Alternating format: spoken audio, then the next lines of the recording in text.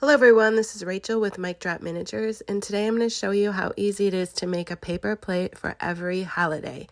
First thing you want to do is head to micdropminiatures.com/freebies and download your files.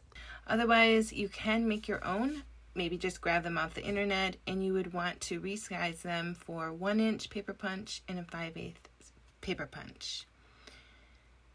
Alright, then what we're going to do is cut them into strips, and here I have a 1-inch paper punch, and I'm just going to carefully punch them all out, making sure that there is no white space around my design. It's really fun to get any type of design that you wish. In this free printout that I mentioned, I do have a paper plate for every occasion. And you can get that link also in the notes here.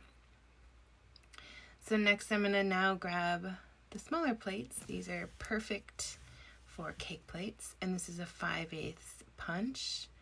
And again, carefully going around each design, making sure that there is no white space. This is seriously the simplest way to make a paper plate. I had to make 400 of these for my subscription box, so this was an easy way. Instead of molding them all myself and scoring them, I came up with the idea to make a former. And let me show you how easy it is now that I have them all punched out. Alright, so I'm going to grab my former. I have one for the 1-inch plate. And you'll just simply take your design, put it in upside down, and push down, making sure that it is in the center.